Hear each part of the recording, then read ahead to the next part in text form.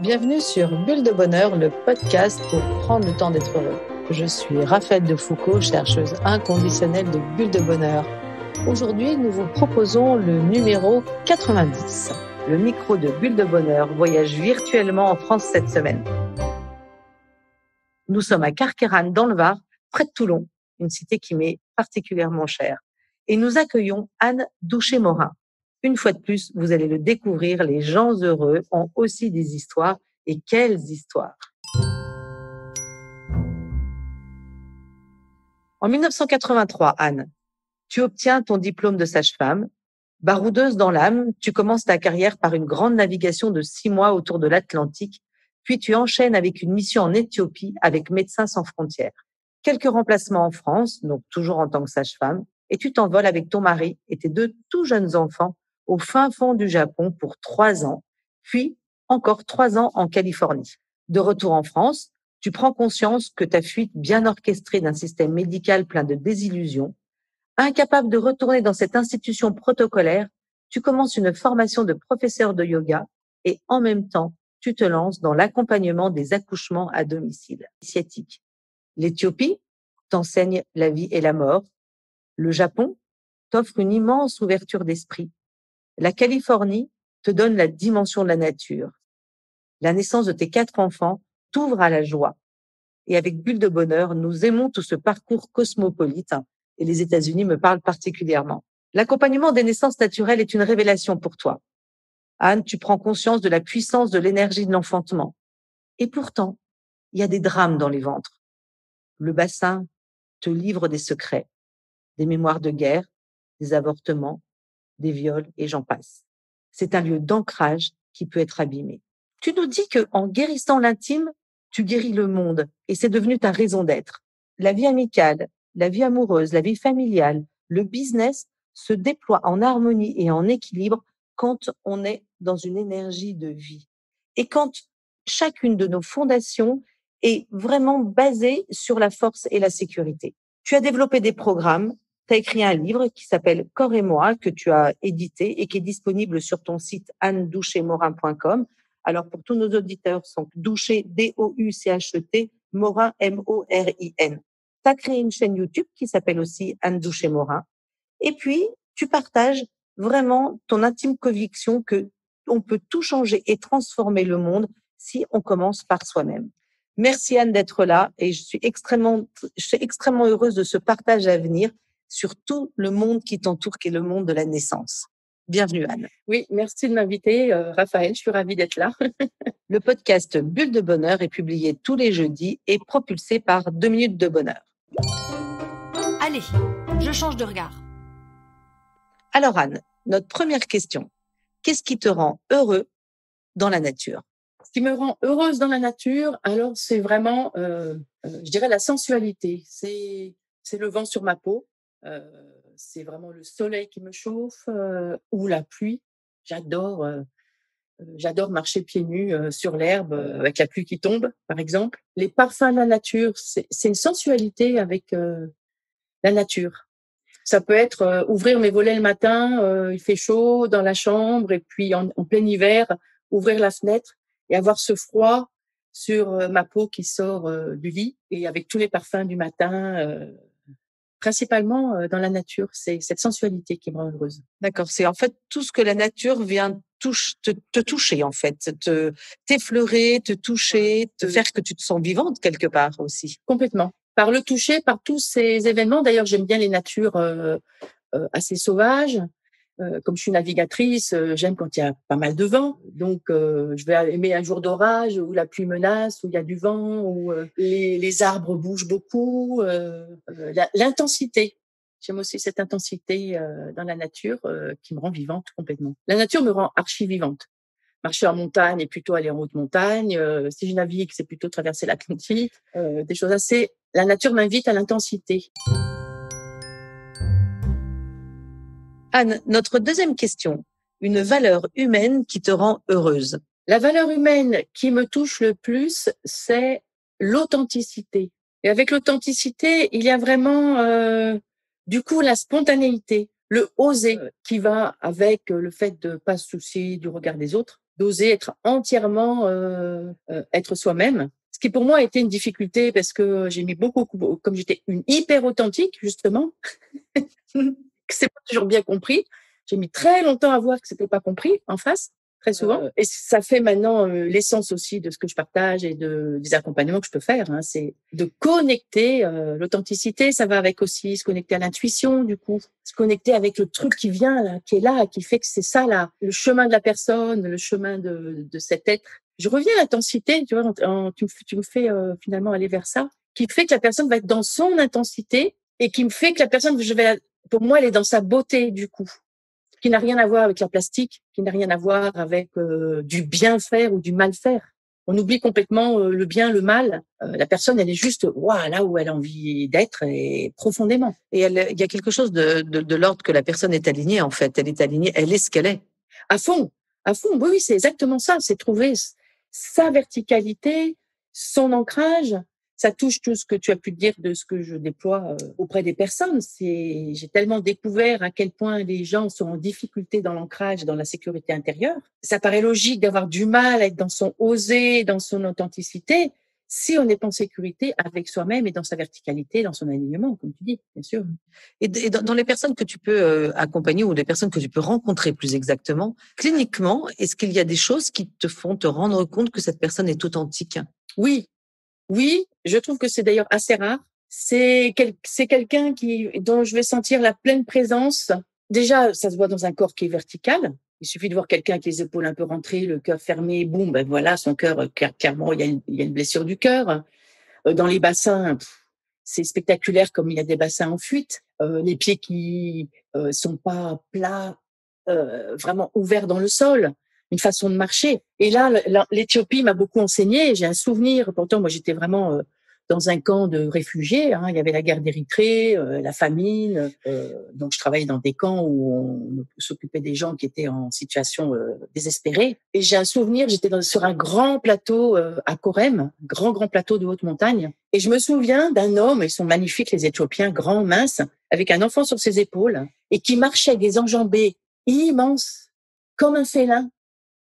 D'une lenteur, on sentait qu'il avait fait des kilomètres et des kilomètres. Et cet homme-là, il m'a enseigné cet alignement, cette verticalité, au milieu du chaos, au milieu de la guerre, au milieu de la famine. Et à cet homme, je vois encore son visage au fur et à mesure qu'il arrivait vers moi. Et c'est là que je me suis dit que c'était un peuple de rois. J'ai eu l'impression que c'était le berceau de l'humanité quand j'ai vu cet homme avec son enfant sur les épaules. Je pense, tu vois, c'est intéressant cette interview parce que je vois à quel point je suis imprégnée de toutes mes histoires, de tous mes voyages par des instants. Un instant suspendu, cet homme qui m'a en fait offert l'alignement, la verticalité, l'ancrage ciel, terre. Au milieu de ce grand plateau, il était avec les éléments, il était avec lui, il était avec son enfant, il était le tout, cet homme-là. Oui, on peut dire souvent d'ailleurs que c'est de petits instants qu'on capture et qui finalement viennent éclairer une réflexion dans laquelle on est, où on était, et qui viennent donner des réponses à ces questions-là. C'est en parlant avec toi que cette image, elle est dans mon cœur, dans ma tête, dans mon être, mais j'observe aujourd'hui en te parlant à quel point, effectivement, elle m'a donné une information fantastique. Donc, Anne, dis-moi, troisième question, dis-moi quel était l'événement qui t'a rendue particulièrement heureuse? Alors, clairement, c'est mes navigations en solitaire. Et c'est un cadeau que m'a fait la vie grâce à une crise conjugale. Nous avions un voilier et moi, je trouvais toujours qu'on partait pas assez le week-end. Mon mari, il avait toujours autre chose à faire. Bon, maintenant, avec le recul, j'ai compris que lui, il était en train de s'accrocher pour faire vivre une famille et 4 enfants. Moi, j'avais 44 ans, je crois. Le quatrième venait de naître et j'avais ma vie de femme qui tapait à la porte et j'avais l'impression d'être coincée. Et un jour, mon mari, plusieurs fois, il me disait, écoute, si t'es pas contente, t'as qu'à partir, va naviguer. Et je suis partie toute seule. Premier cadeau, d'oser prendre mon voilier toute seule. C'était un voilier qui n'était pas simple. En plus, c'était un voilier en bois, et ce qui a fait ce bonheur fantastique. Et j'ai un souvenir de moi debout sur mon bateau, en pleine mer, donc entre les îles d'Hyères et les îles d'Or.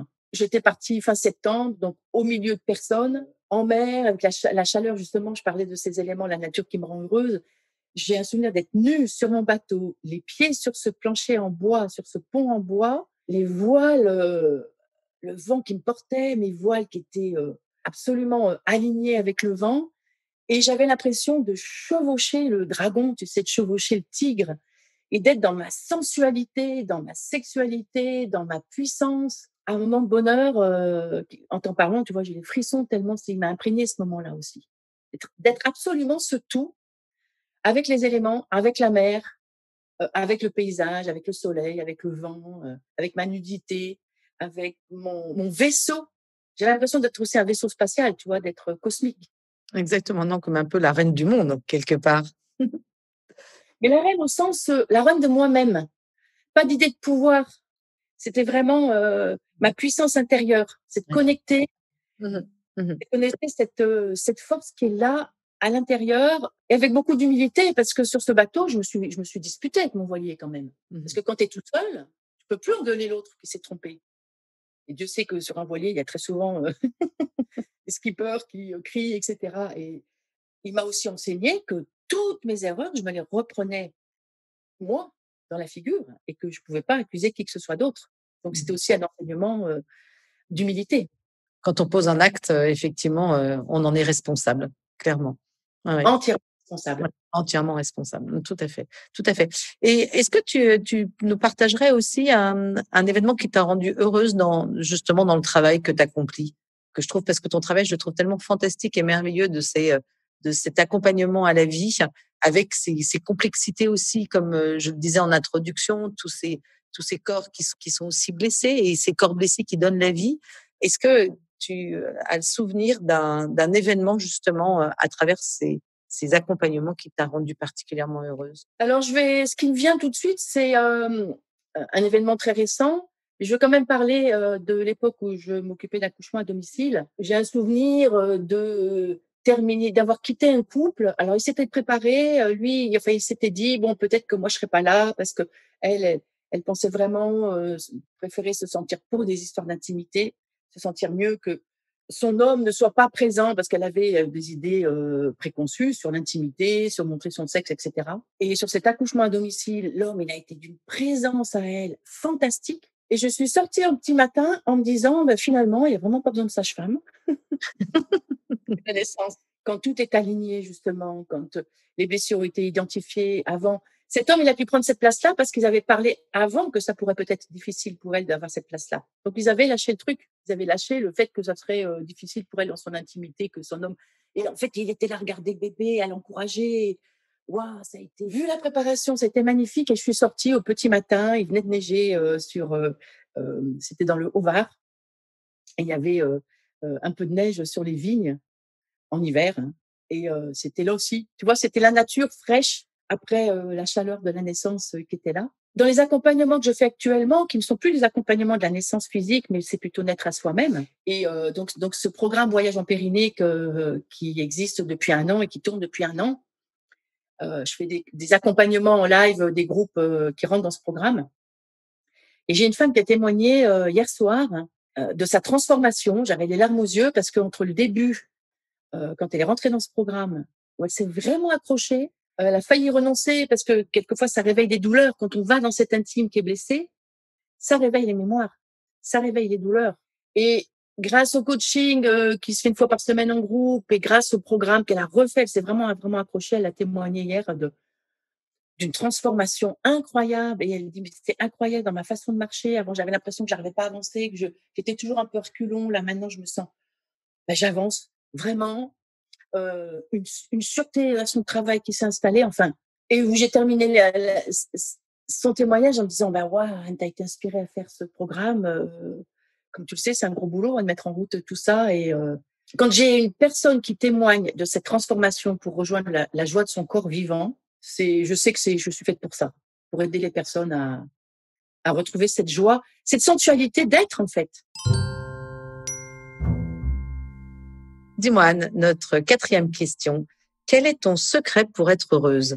Alors, ça, c'est une question que j'ai trouvée pas facile quand tu me l'as proposée, parce que c'était pas gagné, vu à quel point jeune j'étais une hyper angoissée. Et finalement, c'est le secret de mon bonheur. Mon angoisse métaphysique invraisemblable Et le secret de mon bonheur, parce que insomniaque, etc.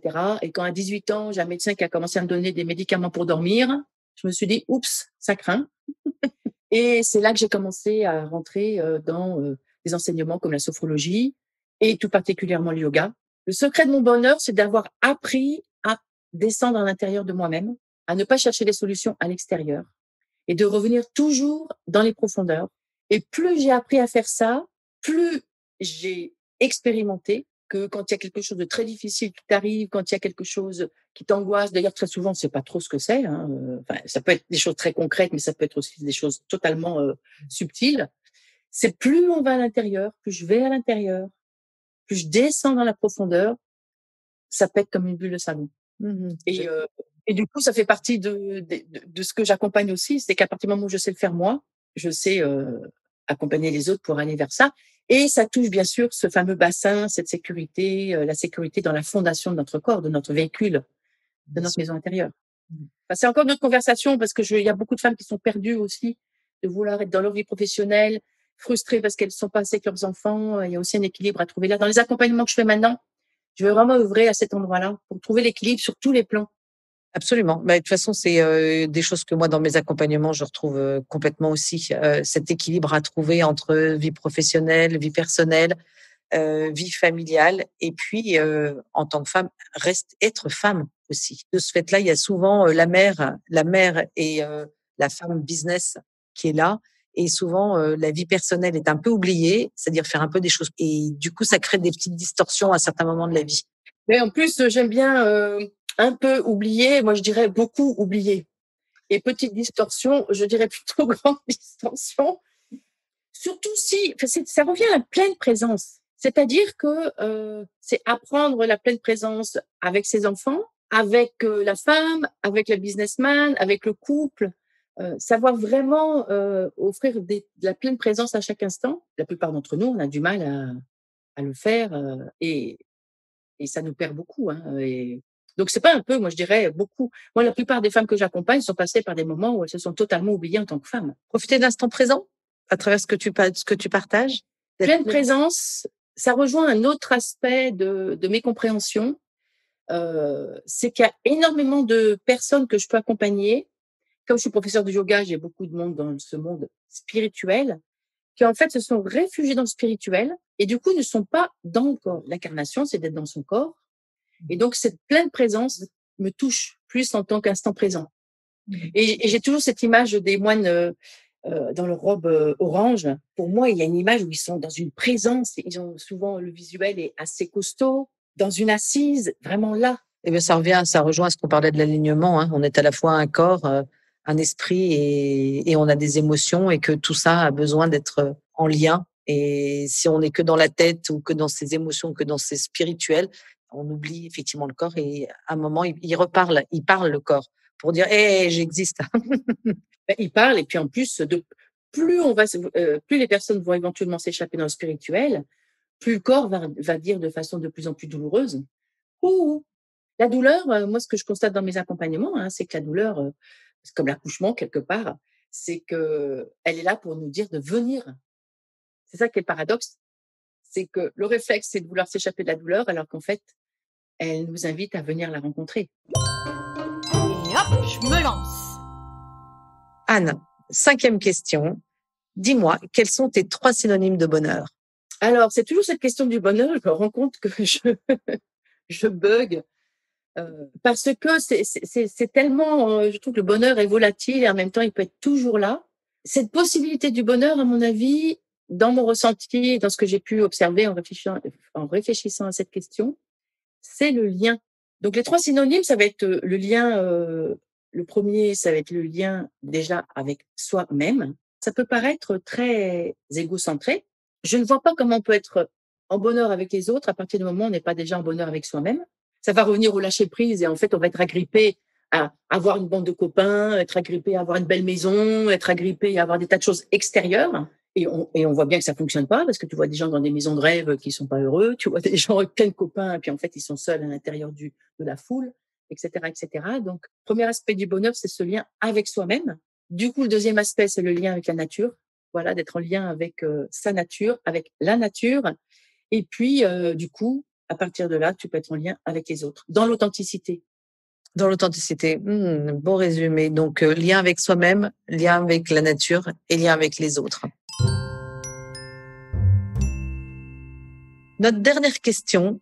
Dis-moi en 2 minutes ce que tu as envie de proposer à nos auditeurs pour qu'ils soient plus heureux. En fait, je pense que tout est dit dans ce qu'on a déjà dit. C'est ne pas chercher à l'extérieur ce qui est la ressource qui existe à l'intérieur. Ne pas chercher chez son conjoint, ne pas chercher chez ses enfants.